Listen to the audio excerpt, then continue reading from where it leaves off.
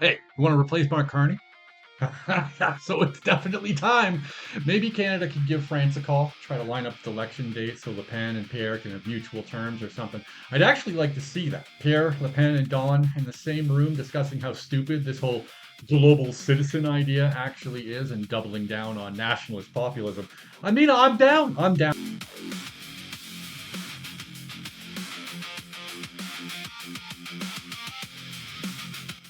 France needs reform, clearly. They're in way over their heads. Trump seems to have learned his lesson on trusting Carney, and quite frankly, for the shit he takes, Pierre could use some time on the Riviera. I wonder if anyone will find this take brain dead or not. No one's stupid enough to think that this is a brain dead take.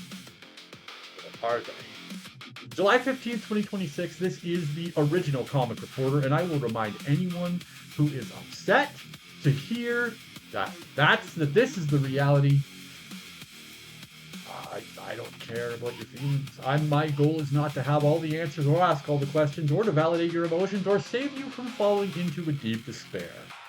Where your deep-seated anger and resentment actually originates from is between you, your father, and your pharmacist. Maybe your bartender, if you're down with that sickness.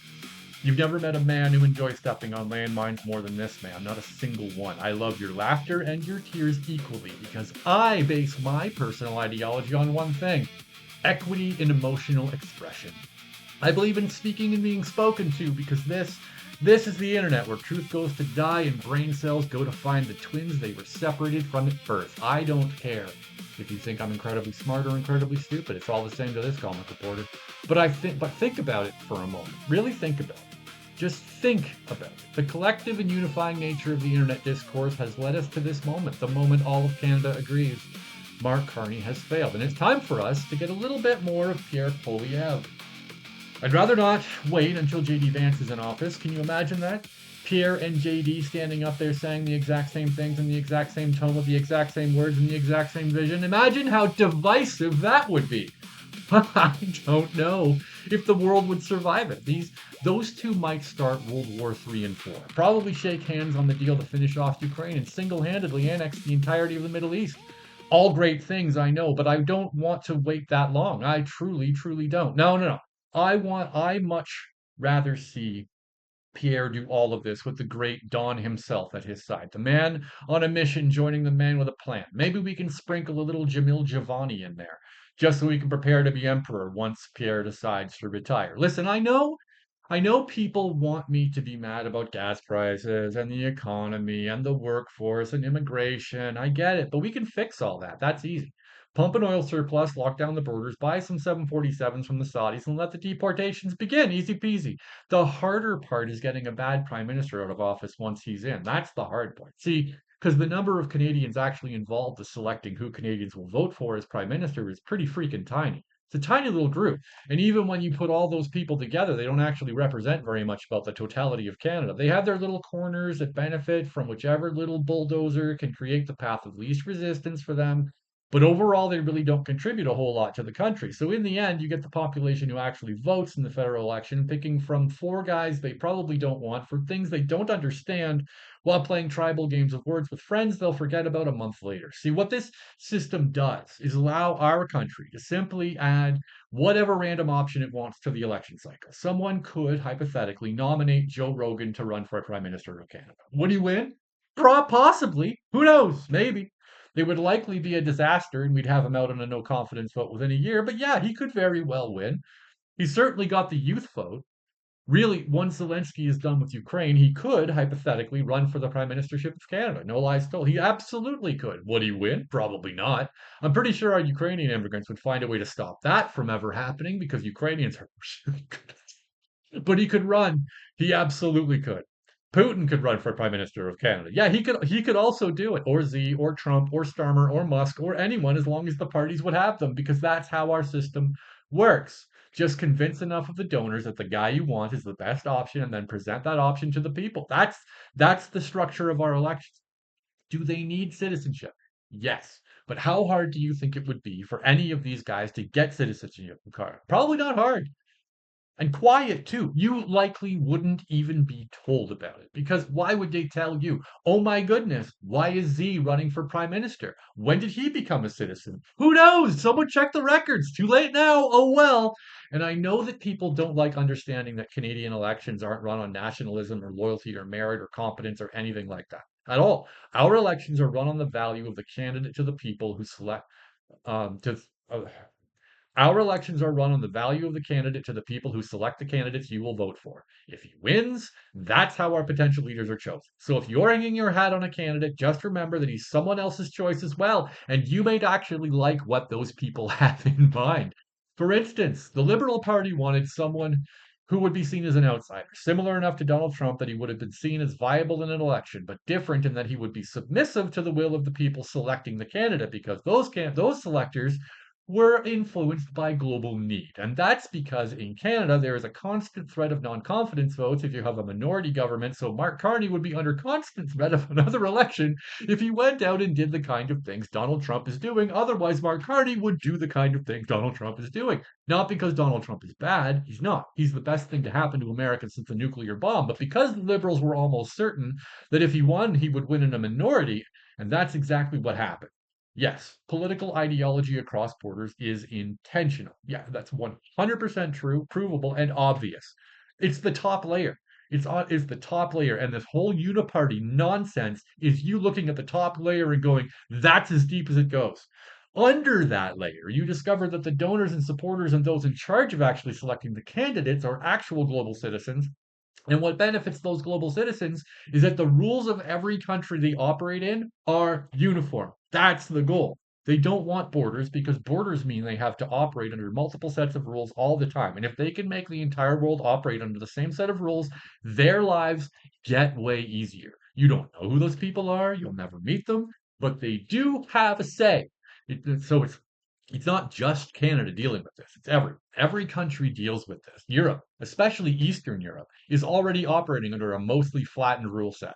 It happened under Rome. It happened under the USSR. America does it. Canada did it under Confederation. Everyone tries it. Guess what? It always fails. Every single time. It always fails. And it fails because you can reasonably get about half the planet under your control, but then the other half of the planet unites and they fight back, and then both sides fracture because human nature includes the desire for power. And there is not a single person or entity in the entire world strong enough to neuter the human desire for progress, power, and freedom. None. You can add all the AI you want, doesn't matter. Humans still want to succeed. This is not a conspiracy. This is a human nature operating on its deepest level. The people always win in the end, and that's because a country needs people. Businesses need people. Entertainment needs people. People need people. In the end, the population of a country has 100% of the power. Not the leaders, not the businesses, not the political elite, not the naked girl telling you how to vote. The people have the power. And when they pick up the pitchfork, they are reclaiming that power. There is no narrative strong enough to fool everyone all of the time. At best, you can fool the loudest 5%. But once the 95% figure out that 5% is full of shit and they've been lied to, it's over. And it's over fast. That's what's happening in Canada. That's what's happening in Ukraine. That's happening in the UK and France. It's even happening in Africa. It's already happened in the US and Poland and Denmark. Jordan had its own revolution. How about Egypt? It happens in cycles. These social manipulations are no flash in a pan. It's just a fraudulent sale, and once people root out the fraud, they fix the problem their politicians don't have the will to fix. And then the politicians fall in. But politicians don't fall in until the people force them to, not by forcing their face into a meat grinder or calling them names, by taking actions that prove to the politicians that their power depends on acting on the people's behalf. But outside people, and you'll say, but outside people aren't allowed to vote for the candidate of a country. Correct, you're correct. But you know what outside forces can do? Incentivize those who can vote to select the candidate they want. That's what they can do. And that's what they absolutely do. Again, not a theory, not a conspiracy. The mechanisms are built in. In fact, the mechanisms are built in now more than ever with this global citizen thing. If you're going to become a citizen of Canada, you'll always be a citizen of Canada. Do you know why? So they can keep picking candidates. Human nature is power and influence. They will always exist. Lean into it or continue to lose. Continue to be deceived. Continue to be a toy. So yes, Carney was installed, but he was installed as the candidate, for the Liberals, not as the Prime Minister in the same way Pierre was installed as a candidate for the Conservatives. The difference is that Carney was installed globally and Pierre was installed locally. It's not the same mechanism, not the same entities, not the same policies, and not the same goal. They appeal to two different voters' bases. Carney appeals to the rich, Carney appeals to the lazy, and Carney appeals to the technocratic. Thus, he appeals to Toronto. Pierre appeals to literally everyone else. That's not a Uni-Party. That is literally how and why leaders are selected. You know, when Donald Trump threatened to take over Canada, it should have been a flash in the pan. It should have been a joke because that's how it was intended. A joke, a meme. It should have died immediately. Do you know why it didn't? Because if Donald Trump moved in to take over Canada, he would have uprooted the very electoral system that is used to make sure the political class is subject to the whims of the selectorate who chooses the candidates of leadership for Canadian political candidates. See, in the US, businesses and corporations are allowed to directly donate to the campaigns of political candidates. So no matter what happens, America is always holding the power when it comes to those to who its candidates are. Elon Musk, Mark Zuckerberg, Bill Gates, they all get a say in who the candidate will be, and that keeps the power centered in Canada. You can hate billionaires, they're incredibly useful. There are very few other countries in the world with enough power and influence to minimize the threat of outside donors overriding what is best for America. In Canada, it can absolutely be overridden and is honestly very easy to do. And this is the same thing that happened in Ukraine. When Zelensky ran against billionaires, you can better believe he was backed by other billionaires. They just weren't in Ukraine.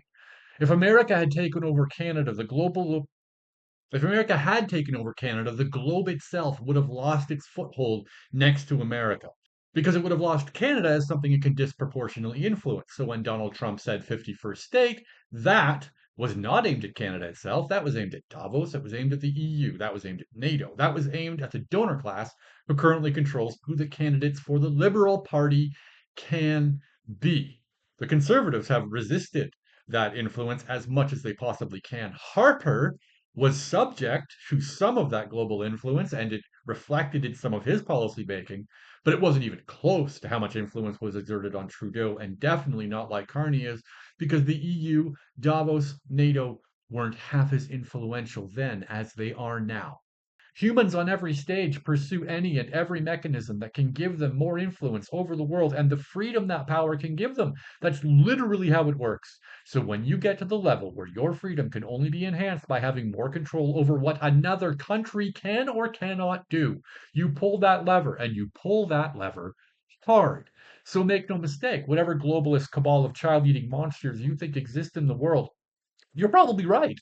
That probably does exist, but no matter how many children they eat or human beings they traffic or ancient Sumerian gods they pray to, it is to their benefit to keep the Canadian electoral system. It is to their benefit to keep the Canadian electoral system exactly as it is, because the Canadian electoral system is malleable. It's weak. You can influence it. The rules are very loose, and you can subvert them with ease, just like we saw with the nomination of Mark Carney. And if you're out there asking yourself why Pierre is under attack constantly from mainstream media and the rest of the world at large, the reason that happens is because Pierre represents a roadblock to making sure Canada becomes uniform with the rest of the world stage. There will be no group of middle powers. The New World Order Carney talks about is a mechanism to keep the EU and Davos at bay while he pretends to be submissive to what the EU and Davos want. That's because the power structure of the EU and Davos itself is eroding. Public faith in both institutions is collapsing. They're still influential, but between Ukraine, the Middle East, Iran, the UK, Ireland, and Canada, the people have begun to question why these entities even need to exist. That's why Starmer resigned. That's why Carney's numbers are dropping. That's why the narrative of gender equity, immigration, and the big bad orange man from the States are failing. The people hold the power. The majority always rules. They don't all come to the same conclusion, but they all know when something is very, very wrong. And eventually they realize they are the majority. And that's when an attempt to flatten the planet into one giant mass of people operating under the exact same rules is in the exact same ways collapses under its own weight. It never works. It will never work. It either leads to war or the replacement of institutions that have gone from useful to enormously expensive financial extraction devices. That's why Canada feels like a Uni-Party, but it isn't. The politics you think you see everyone doing the politics you think you see is everyone doing the same thing. The politics you actually see is everyone operating independently, but coming to the same conclusion. Canada, as far as Canadians are concerned, comes first. You can't stop that. You will never stop that. Because unless you're incentivizing everyone in a beneficial enough way to benefit everyone, the people eventually realize nothing that's happening benefits them. That's why France revolted. And that is where the plans all go to shit. No conspiracies, just human nature figuring out that in order to survive, more people have to prosper. Good luck.